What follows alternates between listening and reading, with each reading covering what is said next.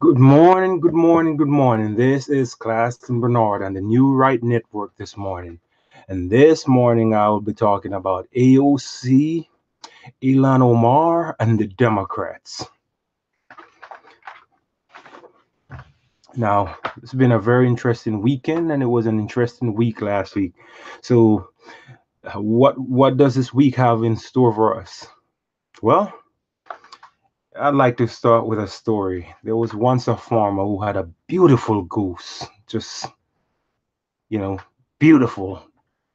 Each that goose did a lot of good things for him. Each time he would go and visit this goose would lay him a beautiful golden egg. And each day he would take this golden egg and go to the market and sell this egg and gain some money. Day after day, that was the common theme. He would go visit his beautiful goose, and this beautiful, awesome, lovely goose would give him a golden egg. I'm sure by now you guys probably wondering where I'm going with this. But again and again, he would go and get his golden eggs, go to the market, sell it, and he'd earn some money. So one day, after earning a lot of money, he decided that some idea came to his head. That's why I said, don't listen to your head. Um, he might as well cut the goose open and get the source of the golden eggs. Bad move. That is the illustration of how capitalism can be hijacked by socialist or Marxist philosophers. I watched AOC this in a clip this weekend, bad mouthing capitalism and talking about workers' revolution, that the workers do this and the workers do that. Well, there's someone who creates, and the creator deserves their just amount. There's a creator of this universe. Even though we live in it, we cannot dictate to the creator. But he gives us ample resources to live and live a wonderful life. But here we are, a socialist, a communist, start describing democratic socialism as if this is something to lift up or this is something to be proud of. And to hear the applause coming from people was was disturbing. They were applauding democratic socialists. This girl was up there talking about workers' revolution. Here we are in the 21st century, and you have someone lifting up again an ideology that has not worked. Marxism, socialism, communism, fascism. There's been tyrannies that wreak havoc on people. Oh my, oh my, oh my. The workers do this, and the workers are. I'm not here advocating that employers mistreat their employees. I'm not here advocating that workers shouldn't be paid their fair wages. But to sit there and talk about democratic socialism like this is something great tells you the callousness and the vainness of this woman personality and what she's propagating.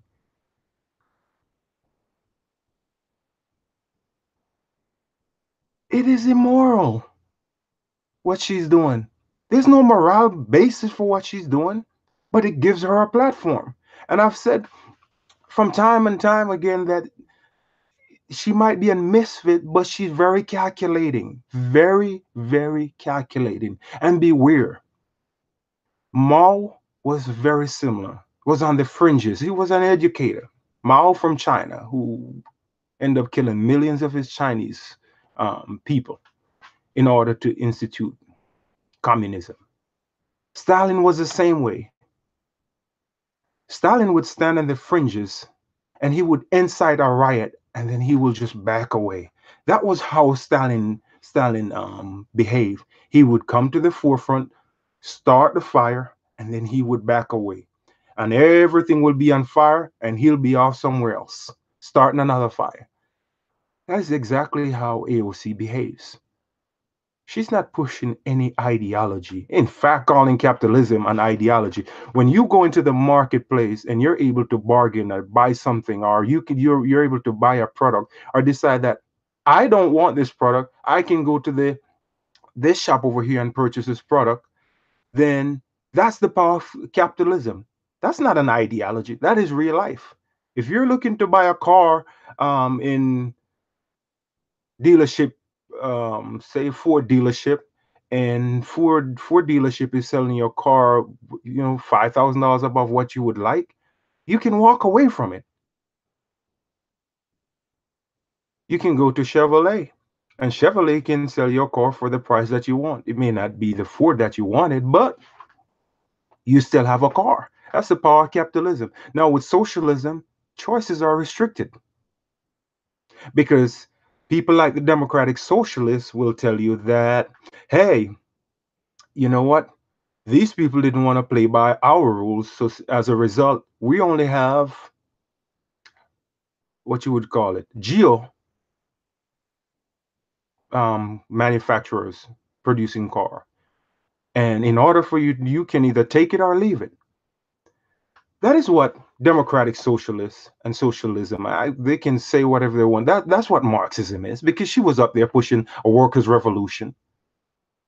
She was on stage pushing a revolution. Workers rise up. Many of people want a lot more, and they know that it will take hard work to get more, not to take from the so-called rich and give to the poor. The people who got rich got there doing something right.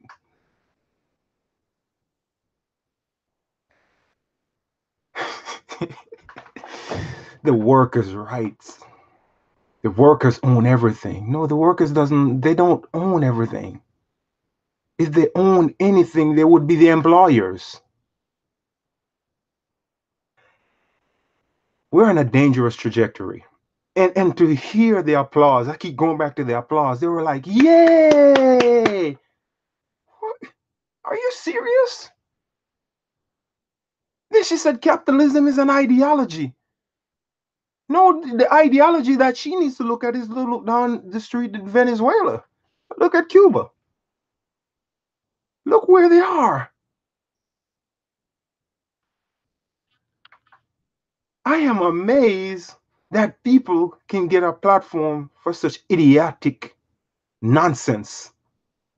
And it's evil. We can do better than this. She talk about props. She's being a prop. She's a prop for communism and Marxism. She's the token. All over the place starting fires. That is tokenism. The goose that laid the golden egg has been ripped apart. Let me see what you can give me. I'm dissatisfied with what um, I'm dissatisfied with what I'm getting. One gold nugget is not enough. We need equality for all. So let's rip out the inside of the goose so we can give all people gold. Let's do that. Let's take the inside of the goose and let's make sure everyone lives equal. That is what she's doing to this country. This is what she's pushing. Her, Bernie Sanders, Elizabeth Warren, and some of the other people in the field running for president.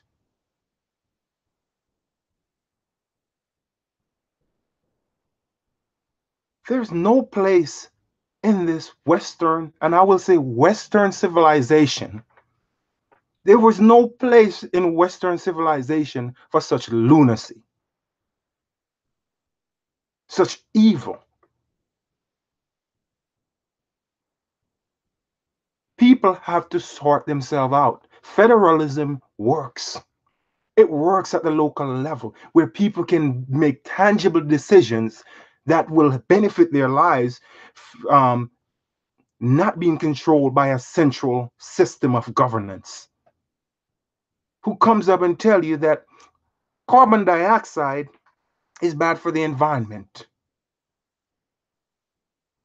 I would love to see the science behind that. I remember taking biology that human gives off carbon dioxide, and the plant uses carbon dioxide that human gives off and produce more oxygen, so we can breathe and live freer and live and have better way to live in this environment. That's what I learned about carbon dioxide. Carbon dioxide is supposed to help plant grow. Human production has not produced the level of carbon dioxide that this world has seen through volcanoes, the volcano eruptions. Not even come close. And the world continues. This earth is not some fragile as she tried to go up there, this Marxist up there trying to appear that she's so innocent and fragile. She's evil, immoral.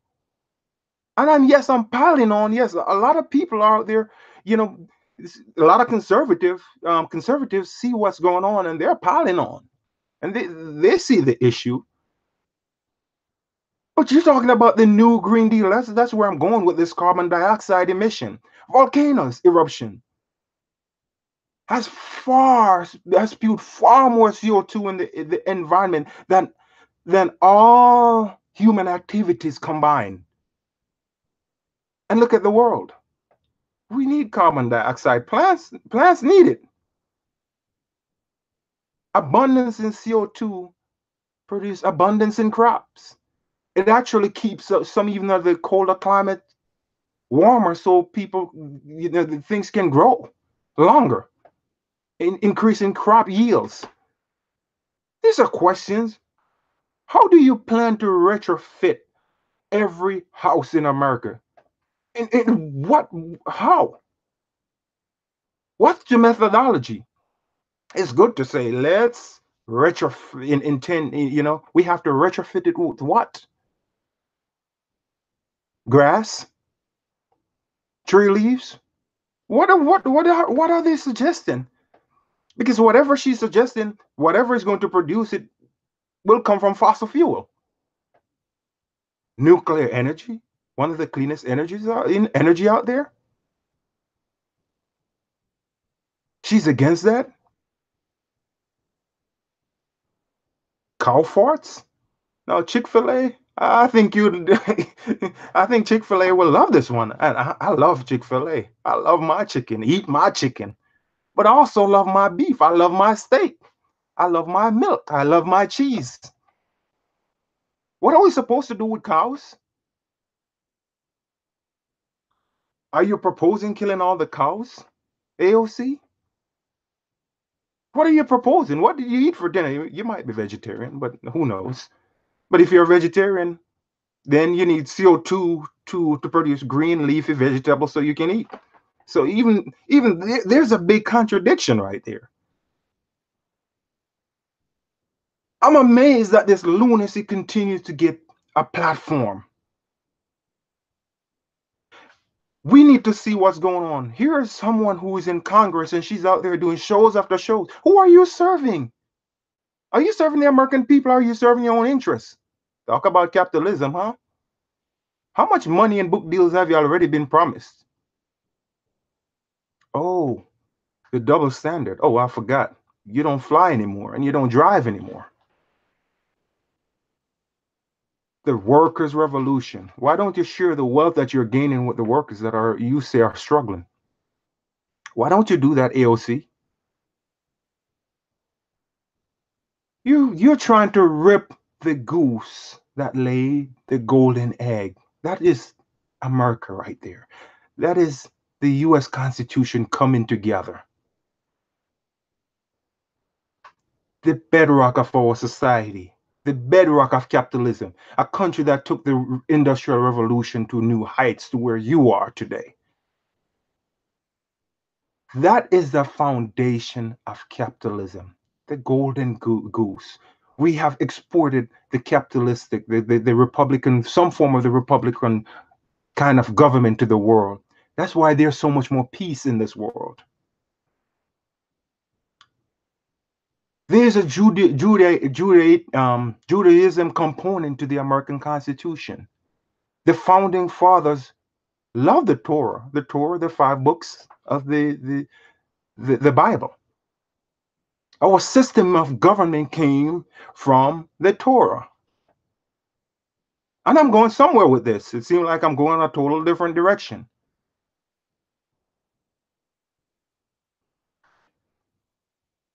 Moses was told in order for him to lead the Israelite effectively and lead them through the desert to the promised land, he needed to organize his people. So hence Senator Omar, not Senator, Congresswoman Omar and Congressman AOC, the representation of this country is designed from Judeo-Christian principle, the Torah. The representatives that we have in the government comes from the Torah, whether it's in Congress or the Senate. He was told to organize the people so his workload will be less. Hence,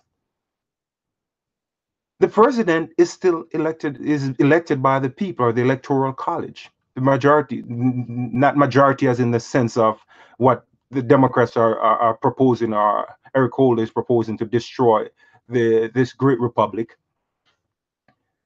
But he is still the leader, and he can make decisions that benefits his country. And I'm talking to these people talking about the national emergency. I hated that the president had to declare a national emergency. He shouldn't have to. Country should be able to control its borders. Irrespective of who are in Congress, we should have been able to get the border secure. This is supposed to be an American effort, not a Republican or Democratic, not a President Trump effort. It should have been an American. There's an issue at the border. Try to contain it. Try to control it. Yes, I'm going somewhere. Now, back to the Judeo-Christian principle and the founding of this country. It sounds cliche. It sounds crazy. It sounds like it's being overused, but we need to be reminded of those principles. Like I said, the whole principle of governing came from the Torah or from the Old Testament Bible. Now, people should have a right, leaders should have a right to be critical of injustices. Leaders should have a right to be able to speak candidly. It's part of our free speech. It's part of our society. It's part of what I'm exercising right here, without fear of backlash or without fear, period. Ilhan Omar, the Minnesota congresswoman, has taken that to a whole nother level. Now, she's a Muslim woman. Judge Janine Pirro, you raise an excellent question. A question in exercising your free speech and First Amendment rights. You should not be apologizing for raising those questions. Omar talked about dual loyalty. It's a question that I've asked. Where is her loyalty? Is it to the Judeo-Christian principle founding of this country? Or is it to whom? Or to who? Those are questions that legitimately must be asked, because she is going after a country where a part of American philosophy, it is a bedrock of American philosophy. Three major philosophies that form the Constitution and the founding principles of this government: Judaism, the Greco-Roman philosophies, and the Magna Carta from England. And yes, you can say Western civilization, because that is the bedrock of Western civilization that form this great country. Now, People keep saying Omar is naive. She's not naive. She's lived there long enough. But this has been a talking point, and it's not just. And I've said this before. We have to be careful not to just say this is because of her faith. And I've said this in other videos before. There are many Muslims that come to America and they understand the Constitution and they live by the rules of the US Constitution. Now, that is in conflict with their faith some way or somehow, but they understand that coming to this country, Western civilization is the bedrock of our society. They're Muslims like that. So, but one other thing that I said in another video is that the media, the Democratic Party, has allowed export a lot of misinformation and hatred towards America unnecessarily. One for sure, most Muslim countries will not accept the level of filth that is being piped down American children's are in the homes of America. We have pushed ideologies and policies that is totally in conflict to what they believe. And as such, there's a grave hatred towards America. But this is where they get the immigrants. They frame it that it's the Republicans or the conservatives who are prejudicial, or they're the racist ones. And when these immigrants do come to America, they come to America with a sense of hatred towards conservative principles and then the Republican Party, because most people come here don't fully understand the Democrats from the Republican. Most people would not be able to identify the Democrats from the Republicans. So one of the things that we have to be careful of, they're immigrants who are not Muslim, who believe the same thing she does, and they believe the same thing about the Jews, and they believe the same thing about white men. So we have to be very careful we don't conflate the two. Now, what is driving her anti-Semitic behavior? Is it her faith, or is it what she has been taught? So we have to be careful. And I'm saying that I don't know her, and I'm not making an excuse for her. But either way, she's an adult woman that should know better. This hasn't happened once. This hasn't happened twice. So are you what is she trying to do? What is she trying to accomplish by going at one of our strongest allies, not just in the Middle East, but in the rest of the world? And at least I'm hoping that will ring through in the case that America was to ever need assistance militarily. So we have to be very careful. But I love the question that was posed by Judge Janine. Those are questions that need to be asked. If she can attack the Jews, then people should have the right to question her faith. She opened the door for that. So I don't just, to see these groups now calling Fox News, you need to apologize, and they're cowering to them. Why? It's a two-way street. Information should flow two ways. Now, the brilliance behind Omar, that's why I know she knows what she's doing. When the heat got turned up on her, she started attacking former President Obama. There are a lot of things that Obama did that I don't agree with, and he's one of the major catalysts why I ran from the Democratic Party, to be honest. But she felt the heat, and she went for the Messiah, the King Barack Obama. She went for him, and she laid into him and put him in the trenches. So now she looks like she's an equal opportunist. Or is she just brilliant tactician? What is it? But she made a great point, because I've often wondered, how do you reconcile even being a Muslim woman with the Democratic Party? Homosexuality, women's right. Those are two things right there that they don't support.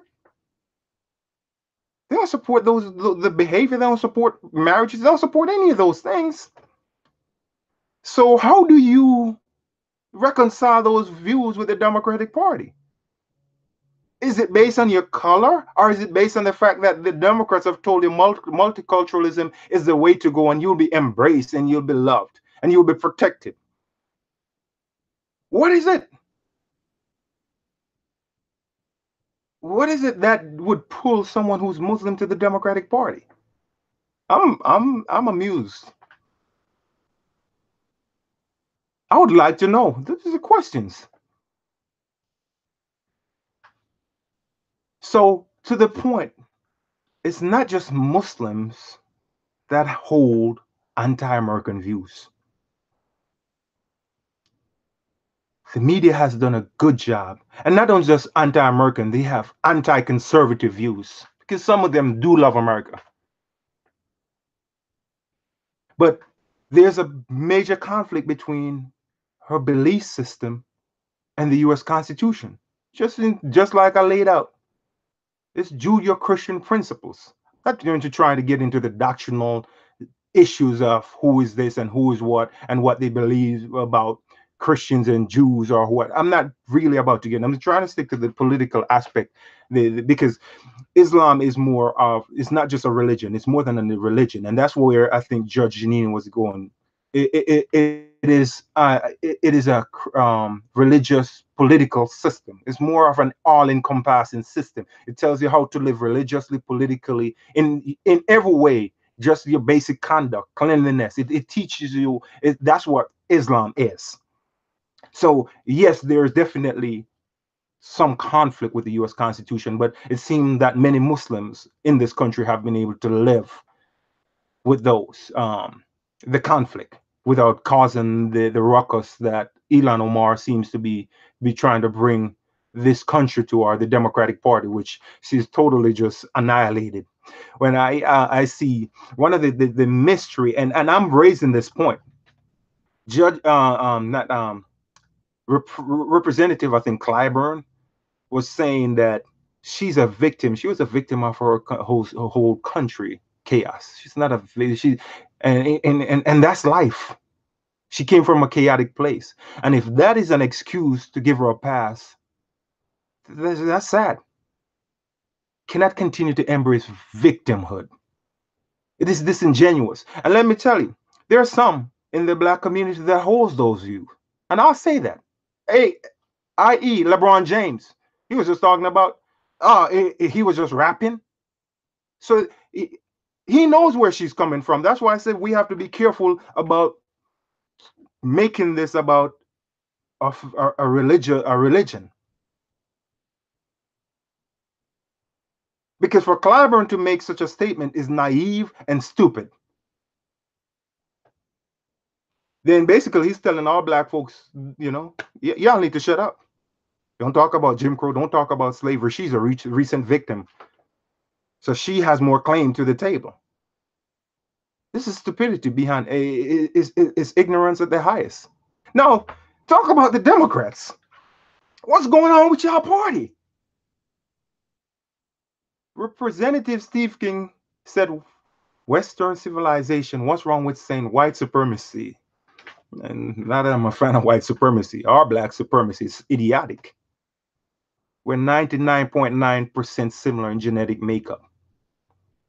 Skin color, hair color, eye color, that's the difference. This is very idiotic. The white man is not superior than the black man. The black man is not physically superior. Either way, we're one race.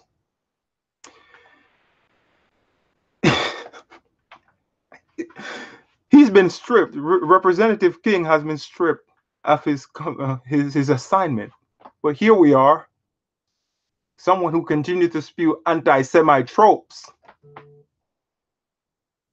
And they are still a part of the committee. They're not being censored. And then you know what? To make it worse, she gave the last president an uppercut and a vicious combination. And Pelosi is saying she don't know better. Sound like those quack psychologists who make excuse for someone who needs a good whipping. That's what it sounds like. She sounds like. How do you defend such idiotic and hate-filled rhetoric? How do you do that? The Democrats have capitulated to lunacy. The Democratic Party, if you want to be serious, play to the Constitution. Not social engineering, not unproven climate change. Look at Al Gore. Look who's pushing it. Al Gore and AOC. Stop and think for a second. Look at those people. And both of them will be living in the 1% pretty well. Al Gore already does. They'll be the part of the 1% money earner soon. Look at who really are pushing this. Climate science. You've capitulated to social engineering where a man feels like he's a woman, he goes run with little girls and beat them up and gets applauded for being brave.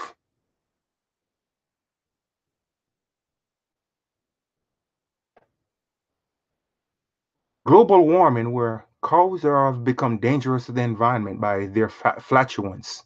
A cow farting now is dangerous to the environment. Marxism, as AOC has been on there pushing workers' revolution. Ilhan Omar, Rashid Tlaib. Omar continued to attack the very founders, part of the country that was inspirational, or the group of people, I wouldn't say the country, that was inspirational to the founding of this great democratic republic. The golden goose. The Democratic Party has become the party who's trying to split the goose open, looking for the unicorn that AOC put in there. That's what the Democratic Party has become. When you are supposed to rise up and condemn hatred as you see it, you have add languages in there that frankly had nothing to do with what Omar said. It didn't even address her. She's probably there high-fiving. Well, she had time to go and give President Barack Obama an uppercut and two, a left and a right hook. That's the party. How do you expect for people to take you guys serious?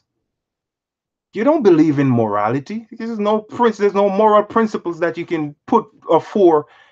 And I think that's probably part of the point that we miss. We're expecting the Democrats to do something that is morally right when they embrace abortion, gay marriage, multiculturalism, Marxism, and Bernie Sanders. These are hypocrites. Ride a donkey. I don't care what it is. Get you a push cart because those are the things you believe in. You don't need to use modern technology. This is the Democratic Party. So you cannot make a moral argument. So as Americans, we were deluded into believing that you guys were going to do something right for the country. For once, that was morally right. I'm amazed. 70% of Jews vote Democrats. I'm hoping that will be a big change in the next election because you don't have any protection in there. None whatsoever.